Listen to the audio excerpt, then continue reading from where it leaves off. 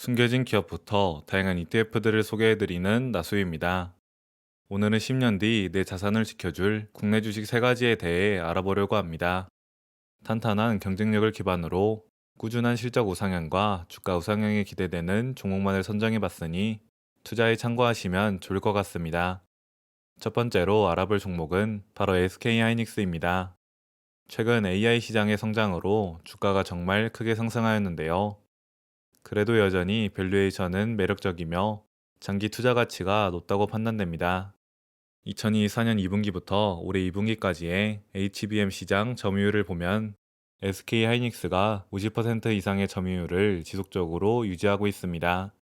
이처럼 SK하이닉스는 가장 최신 사양의 HBM을 설계하고 양산하여 시장을 선도하고 있으며 AI 반도체 시장이 빠르게 성장함에 따라 점유율이 일부 축소되더라도 장기적인 성장성은 충분하다고 생각됩니다. 다음으로 SK하이닉스의 분기 실적 추이를 보면 1년 반 사이의 영업이익이 약 2배 성장할 것으로 예상되고 있습니다. 최근 메모리 반도체 회사들의 공급이 HBM에 집중되면서 범용 메모리의 가격이 급등하였으며 이는 SK하이닉스의 전체 실적에도 매우 긍정적인 요소입니다. 최근에 나온 증권사의 리포트들을 보면 2026년 영업이익으로 적게는 80조 원, 많게는 90조 원 이상을 전망하고 있습니다. 밸류에이션 지표를 보면 SK하이닉스의 올해 예상 PER은 10.1배 수준입니다. 26년과 27년에는 6배 수준으로 빠르게 내려갈 예정인데요. 현재 하이닉스의 실적의 대부분이 AI 서버향으로 전환되고 있는 만큼 과거와 같이 실적 변동 사이클이 크지는 않을 것 같습니다. 그만큼 실적이 안정화되어 현재 밸류에이션은 상당히 저렴한 편이라고 생각됩니다. 실제로 주 AI 반도체 기업들과 밸류에이션을 비교해보면 모두 SK하이닉스보다 훨씬 높은 PER을 부여받고 있습니다.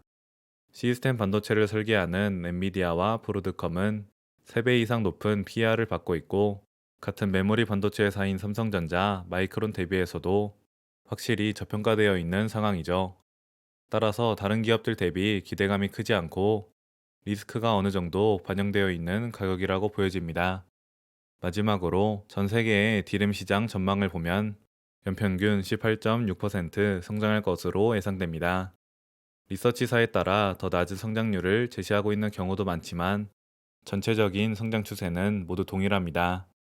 현재 SK하이닉스는 HBM 시장에서 선두를 차지하고 있는 만큼 범용 메모리 가격이 하락하더라도 충분히 안정적인 실적을 이어갈 수 있을 것이고 장기적으로 AI 시장의 성장 수혜를 충분히 누릴 수 있는 종목 중 하나라고 생각됩니다. 오늘 두 번째로 알아볼 종목은 바로 두산입니다. 두산은 국내 대표 지주회사 중 하나로 2023년 이후부터 주가가 가파르게 상승하고 있습니다. 개인적으로 두산에 주목하고 있는 이유는 바로 CCL 시장의 강자이기 때문입니다. 두산전자는 엔비디아의 AI 가속기 등 최고 사양의 반도체 기판에 들어가는 하이엔드 CCL을 공급하고 있습니다. 참고로 CCL은 전자제품의 필수품인 인쇄회로 기판을 만드는 원재료입니다. CCL은 과거에는 이렇게까지 주목받지 못했지만 AI 시대에 들어서면서 반도체의 기본적인 성능을 좌우하는 중요한 소재로 떠오르고 있습니다.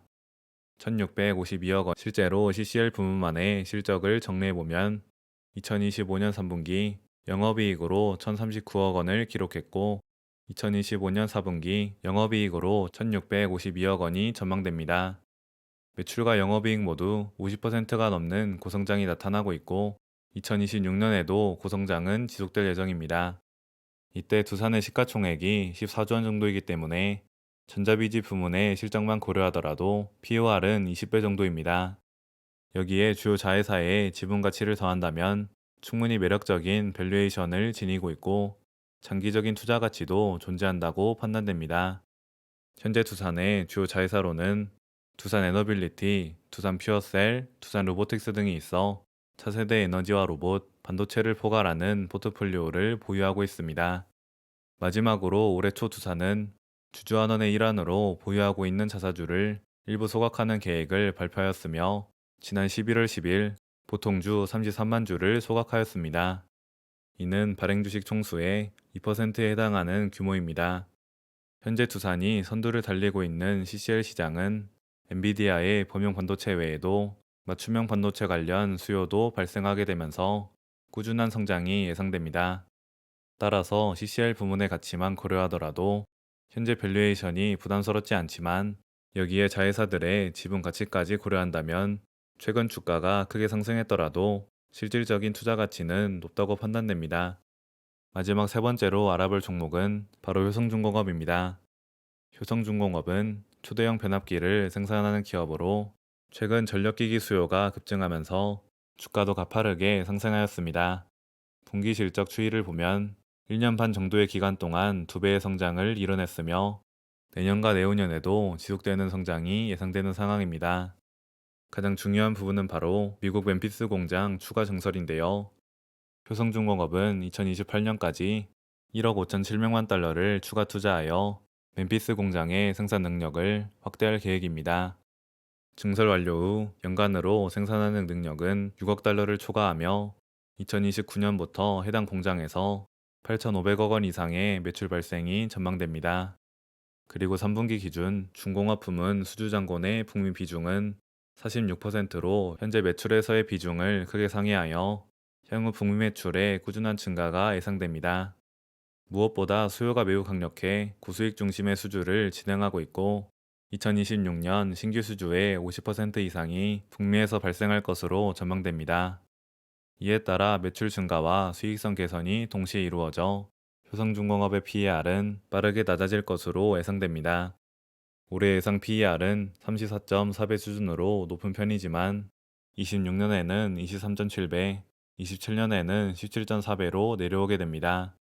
현재 사이클은 전력기기 수요를 공급이 따라가지 못하는 사이클이기 때문에 효성중공업의 실적은 한동안 고성장을 이어갈 것 같습니다. 그리고 전력기기 기업 중 효성중공업은 특히 매력적인 밸류에이션을 지니고 있습니다. HD 현대일렉트릭, LS 일렉트릭과 비교해봤을 때 가장 낮은 수준의 PR이 나오는데요. 북미 중심의 실적 성장이 지속될 예정이기에 밸류에이션이 높게 적용되더라도 이상하지 않은 상황이라고 생각됩니다.